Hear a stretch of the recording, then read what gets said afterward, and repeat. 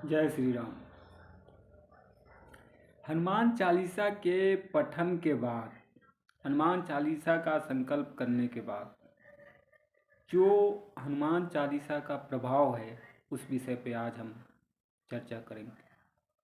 और ये चर्चा बिल्कुल ही सत्य और सकारात्मक होगी। हमारा उद्देश्य डराना और किसी तरह का भयभीत करके पूजा पाठ की तरफ नहीं बढ़ना। हनुमान चालीसा का सकारात्मक प्रभाव ये है कि हनुमान चालीसा के अंदर विराट और विशाल ऊर्जा मौजूद है। जब हम हनुमान चालीसा के नियम को फॉलो करके उसका पाठ करना शुरू करते हैं तो उस चालीसा के अंदर जो सैकड़ों सूर्यों से अधिक तीव्र गति से बढ़ी हुई ऊर्जा है वह हमारे शरीर और आत्मा में आनी शुरू होती है। उस ऊर्जा को संभाल पाना बहुत मुश्किल होता है। वो ऊर्जा इतनी तीव्र गति से बढ़ती है जिसे संभाल पाना मुश्किल होता है। लेकिन तुलसीदास जी ने और हनुमान जी महाराज जी ने कहा कि रघुवीर सत तीरथ शरीरी। तुलसीदास जी ने कहा और हनुमान जी महाराज ने भी कहा कि जो राम नाम के चादर को ओढ़े हुए हैं वो उस ऊर्जा को अपने अंदर समाहित कर लेंगे। तो हनुमान चालीसा के उस ऊर्जा को रोकना, उस ऊर्जा को अपने अंदर समाहित करना और सकारात्मक पक्ष के लिए, देश काल के लिए उसका उपयोग करना है।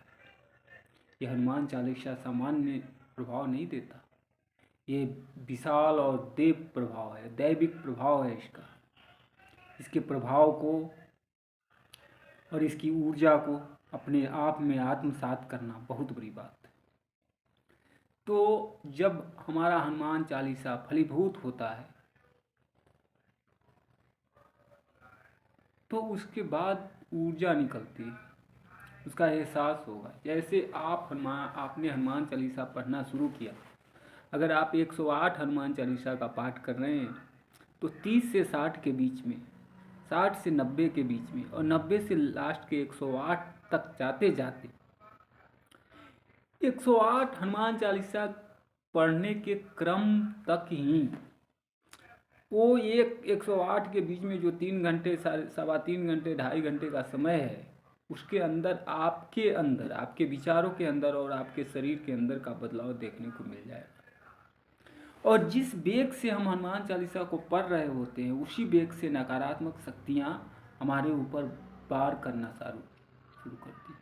हम उस नकारात्मक शक्तियों से डरे नहीं। अगर हमने 108 का हनुमान चालीसा का संकल्प लिया है तो हमारी कोशिश होनी चाहिए कि हम 108 किसी भी तरह पूरा करें। 108 का नहीं हो पा रहा है, 7 का, लेकिन उसके अंदर जब नकारात्मक शक्तियाँ आपके ऊपर प्रभाव डालना शुरू करेंगी तो आपको स्वयं को संभाल के रखना पड़ेगा। स्वयं को संभाल करके संकट कटै मिटै सब पीरा जो सुमिरै हनुमत बलबीरा। हनुमान जी महाराज का नाम और उस हनुमान चालीसा का प्रभाव इतना व्यक्त आपको पढ़ाएगा, आपको विश्वास नहीं होगा और ऐसी ऐसी सिद्धियाँ और ऐसी ऐसी शक्तियाँ दे जाएगा जिसका आपको अंदाज़ा नहीं है।